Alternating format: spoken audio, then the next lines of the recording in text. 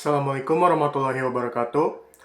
Yang terhormat Bapak Iqbal Amar Muzaki, SPDI MPD, selaku dosen pengampu mata kuliah agama. Izinkan saya memperkenalkan diri. Nama Ridho Ahmad Rifai, asal kelas 2G dengan NPM 2416310201661. Pada kesempatan kali ini, saya akan menjawab pertanyaan-pertanyaan ujian akhir semester mata kuliah agama.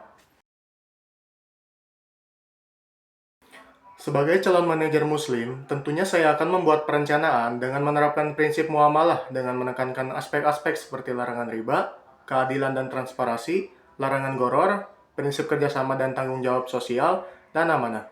Saya akan mengimplementasikan hal-hal tersebut, salah satunya dengan menerapkan akad syariah, murabah, mudorobah, dan musyakarah pada setiap transaksi yang dilakukan.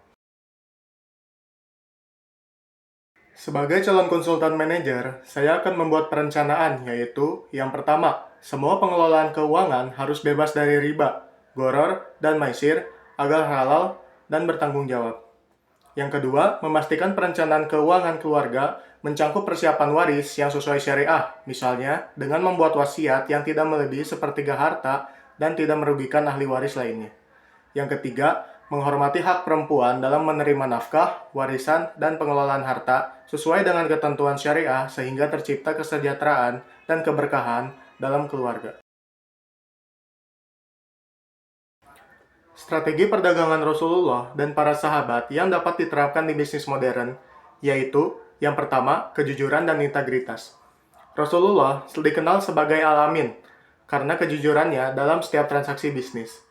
Beliau selalu menyampaikan fakta tentang barang dagangannya dan menghindari penipuan.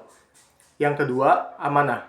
Para sahabat juga dikenal karena sifat amanah dan dapat dipercaya, yang menjadi pondasi kepercayaan pelanggan dan membangun hubungan jangka panjang. Yang ketiga, transparansi dan akuntabilitas. Rasulullah menekankan pentingnya keadilan dalam setiap transaksi, baik dalam hal harga, kualitas, maupun jumlah. Yang keempat, pelayanan yang baik.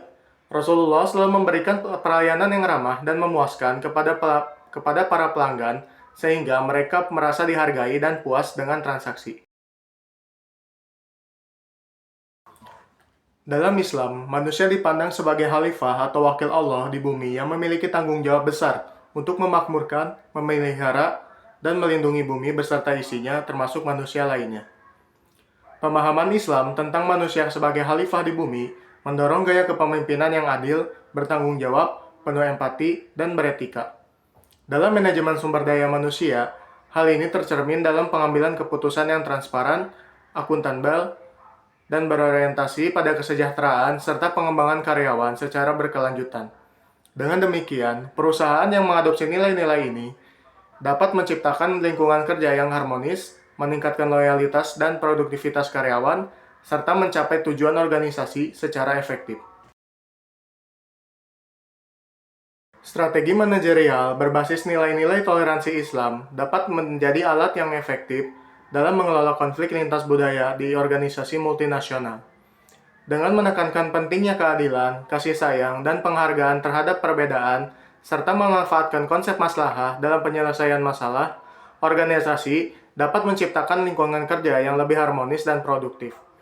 Contoh pendekatan yang paling efektif adalah penerapan musyawarah sebagai metode pengambilan keputusan kolektif dalam organisasi multinasional. Melalui musyawarah, semua pihak yang berbeda budaya dapat menyampaikan pandangan dan kepentingannya secara terbuka, sehingga tercipta solusi yang adil dan dapat diterima bersama. Pandangan Islam terhadap pengembangan ilmu pengetahuan dan teknologi atau IPTEK dalam konteks industri 5.0 sangat mendukung selama teknologi tersebut digunakan untuk kemaslahatan umat dan sesuai dengan prinsip-prinsip etika Islam. Islam menekankan keseimbangan antara kemajuan teknologi dengan keadilan sosial, tanggung jawab, dan penghormatan terhadap hak asasi manusia. Sehingga teknologi seperti artificial intelligence atau AI dan big data harus dimanfaatkan secara etis dan bertanggung jawab. Nilai-nilai tersebut dapat menjadi kontrol etis bagi manajer dalam memanfaatkan teknologi seperti AI dan big data. Model bisnis startup berbasis ekonomi syariah yang efektif adalah yang menggabungkan inovasi teknologi finansial dengan prinsip syariah Islam, sekaligus mengedepankan pendidikan karakter Islam untuk mengatasi krisis moral. Pendekatan ini tidak hanya menjawab tantangan ekonomi umat Islam di era globalisasi, tetapi juga memperkuat identitas dan moralitas mereka di tengah arus perubahan zaman. Saya akan merancang sebuah program yang bertujuan untuk membangun jiwa kepemimpinan sosial yang berkarakter dan berlandaskan nilai-nilai Islam dalam konteks keluarga dan masyarakat. Dengan materi pelatihan yaitu nilai-nilai kepemimpinan Islam, manajemen keluarga Islami, etika dan akhlak dalam kepemimpinan. Pelaksanaan kegiatan tersebut akan melibatkan tokoh agama, psikolog, dan ahli manajemen keluarga untuk memberikan perspektif multidisipliner.